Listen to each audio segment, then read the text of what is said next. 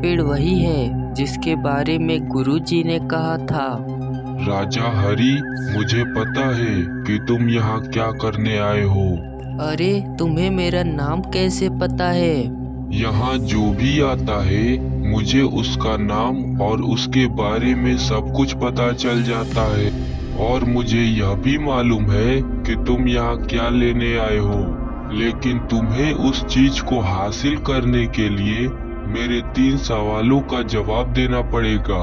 अगर तुमने एक भी सवाल का जवाब गलत दिया तो तुम पत्थर के बन जाओगे और हमेशा के लिए यही रह जाओगे। ठीक है, पूछो, तुम क्या पूछना चाहते हो? मैं तुम्हारे तीनों सवालों का जवाब देने के लिए तैयार हूँ। एक बार फिर से सोच लो राजा हरी, याद है ना मैंने क्या कहा था? अगर तुमने एक भी सवाल का जवाब गलत दिया तो तुम पत्थर के बन जाओगे। हाँ, मुझे याद है और मैंने सोच समझकर ही फैसला लिया है। तो फिर ठीक है, बताओ ऐसा क्या है जो हमेशा आता है लेकिन पहुंचता कभी नहीं? इस सवाल का जवाब है जीवन। गलत जवाब।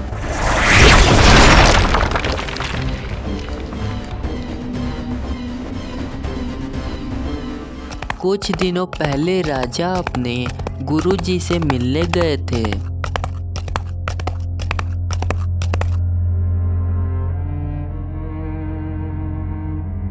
गुरुजी, मुझे आपसे एक बहुत जरूरी सलाह चाहिए। ठीक है महाराज, आप पहले घर के अंदर चलिए।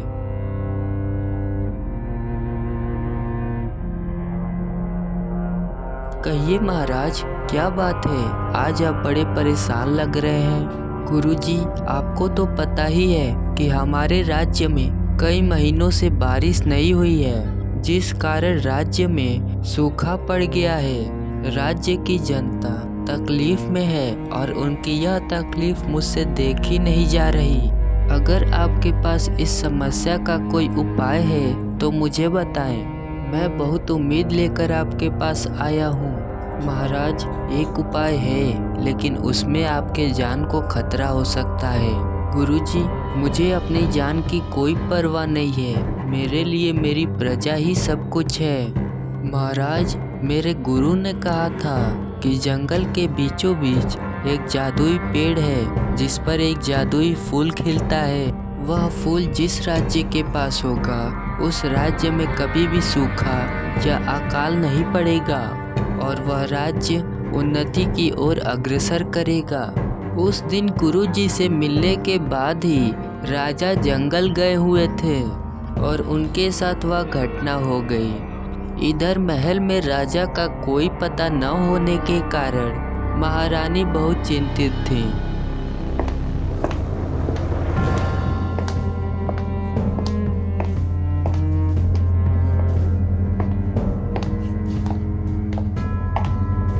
जी महारानी जी, आपने मुझे बुलाया? सेनापति जी, आपको तो पता ही है कि महाराज 2 दिनों से महल नहीं आए हैं, इसलिए मुझे उनकी बहुत चिंता हो रही है। महारानी जी, आप चिंता मत कीजिए, हमारे महाराज को कुछ नहीं होगा। मैं आज ही महाराज को ढूंढने जाऊंगा और आप मुझ पर विश्वास रखिए, मैं महाराज को साथ लेकर ही लौटूंगा। उसके बाद सेनापति जी महाराज की खोज में इधर उधर घूमने लगे। सुनो, क्या तुमने कहीं महाराज को देखा है? हाँ सेनापति जी, मैंने महाराज को एक दिन जंगल की तरफ जाते हुए देखा था।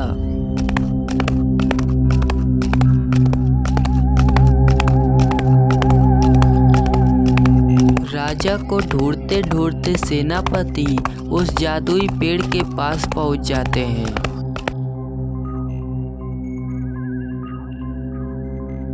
अरे, ये तो हमारे महाराज हैं, लेकिन हमारे महाराज की ऐसी हालत किसने कर दी?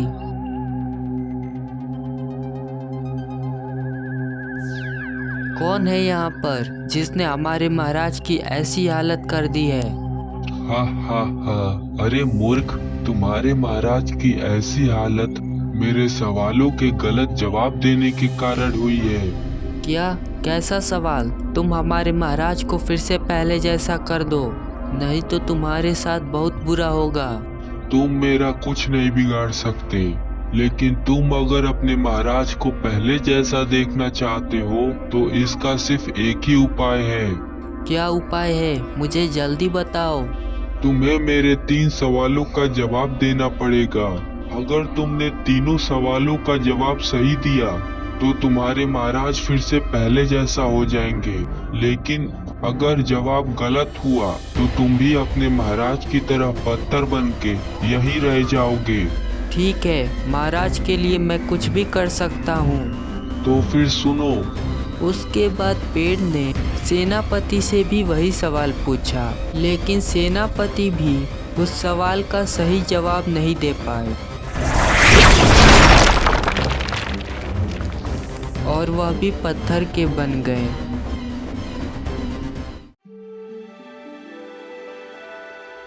राजा हरि के राज्य में श्यामू नाम का एक गरीब व्यक्ति रहता था, जो कि बहुत ही ईमानदार था। अरे भाग्यवान, सुनती हो, हमारे राज्य में बारिश न होने के कारण किसी के भी खेत में कोई काम नहीं है, इसलिए मैं पड़ोसी राज्य में जा रहा हूँ। वहाँ मजदूरी करके कुछ धन लेकर आऊँगा। हाँ जी, आप ठीक कह रहे हैं। खेत में काम न मिलने के कारण हमें 2 वक्त की रोटी भी नसीब नहीं हो रही है। अच्छा ठीक है, अब मैं चलता हूँ।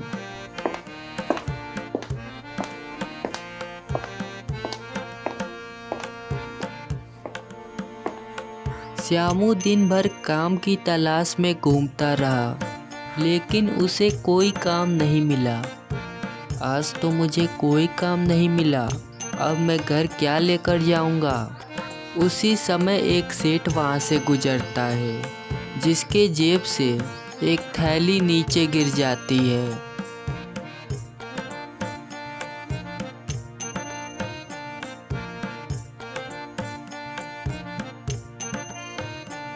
अरे, लगता है इस थैली में सोने के सिक्के हैं। श्यामू उस थैली को लेकर सेठ को ढूंढने निकल गया।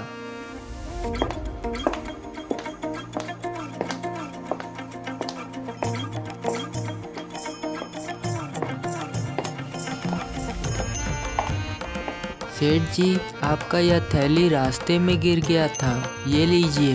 तुम्हारा बहुत बहुत धन्यवाद जो तुमने मेरे इस थैली को वापस लौटाया। तुम एक काम करो, इस थैली में बहुत सारे सोने के सिक्के हैं, कुछ सिक्के तुम अपने पास रख लो। नहीं नहीं सेठ जी, ये आपका है और मुझे इसमें से कुछ नहीं चाहिए। अब मैं चलता हूँ।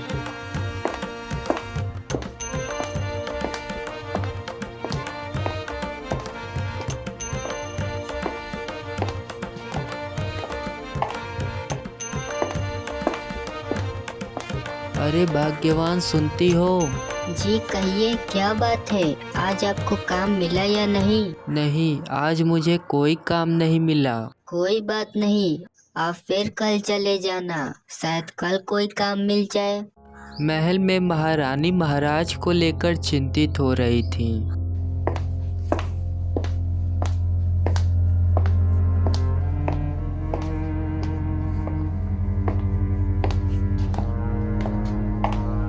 महारानी जी, आपने मुझे बुलाया?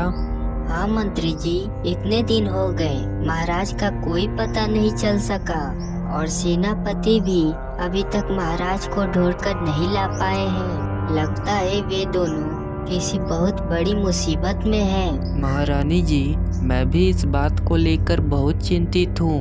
मंत्री जी, अब हम और इंतजार नहीं कर सकते। आप एक काम करिए, सेना का एक दल महाराज की खोज में रवाना कर दीजिए और पूरे राज्य में यह घोषणा करवा दीजिए कि जो भी महाराज को ढूंढ कर लाएगा या उनकी कोई खबर लाएगा, उसे 1000 सोने के सिक्के दिए जाएंगे। जी महारानी जी।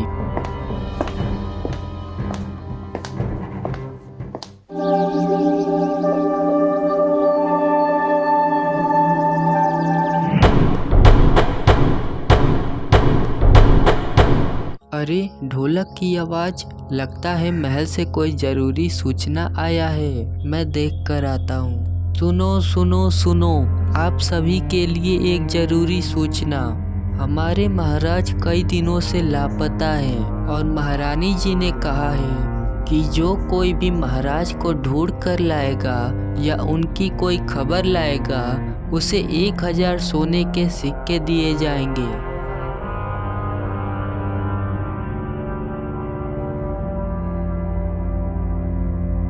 अजी, आप कहाँ चले गए थे? भाग्यवान, महल से एक संदेश आया था। महाराज कई दिनों से लापता हैं और जो कोई भी उन्हें ढूंढ कर लाएगा या उनकी कोई खबर लाएगा उसे 1000 सोने के सिक्के दिए जाएंगे। इसलिए अब मैं महाराज को ढूंढने जा रहा हूँ। उसके बाद श्यामू महाराज को ढूंढने के लिए निकल पड़ा और घूमते घूमते श्यामू भी उस जादुई पेड़ के पास जा पहुंचा। अरे, ये तो हमारे महाराज हैं और साथ ही सेनापति जी भी हैं, लेकिन इन्हें क्या हुआ है? श्यामू, मुझे पता है कि तुम यहाँ महाराज को ढूंढते हुए आए हो। तुम एक काम करो, महल जाकर यह बता दो कि महाराज कहाँ पर हैं। फिर तुम्हें 1000 सोने के सिक्के मिल जाएंगे। अरे, आप बोल सकते हैं?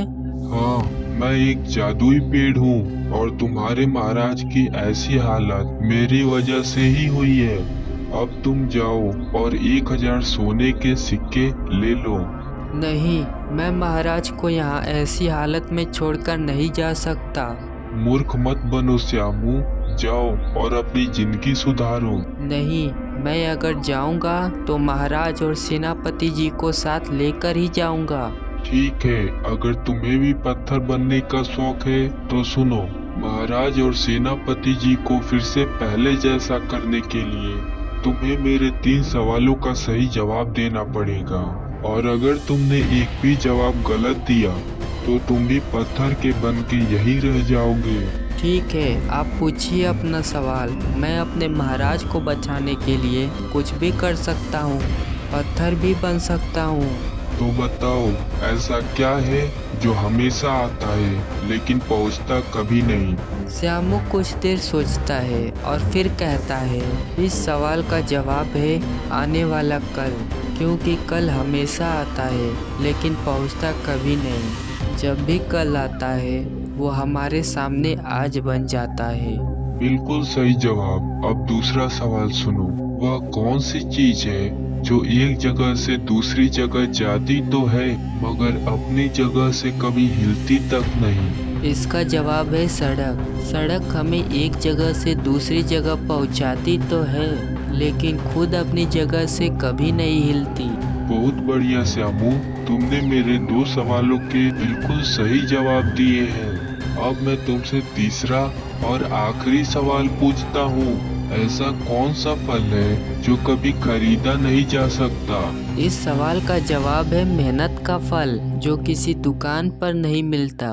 बिल्कुल सही श्यामू, तुमने बिल्कुल सही जवाब दिया। अब मैं तुम्हारे महाराज और सेनापति को फिर से पहले जैसा कर देता हूँ और साथ ही इनाम के तौर पर मैं तुम्हें एक जादुई फूल देता हूँ जिसे लेने तुम्हारे महाराज यहाँ आए थे। अरे, मैं ठीक कैसे हो गया? मैं तो पत्थर बन गया था। और सेनापति, तुम यहाँ कब आए? महाराज, मैं आपको लेने आया था लेकिन सही जवाब न देने के कारण मैं भी पत्थर बन गया था। सेनापति, अगर तुम भी पत्थर के बन गए थे और मैं भी पत्थर का बन गया था तो हमें बचाया किसने? राजा हरि, तुम बहुत खुश नसीब हो जो तुम्हें श्यामू जैसा नागरिक मिला। श्यामू अपने जान की परवाह किए बिना सिर्फ तुम्हारी जान बचाने के लिए मेरे सवालों का जवाब देने के लिए तैयार हो गया और तुम्हें बचा भी लिया। उसके बाद वे तीनों महल चले गए।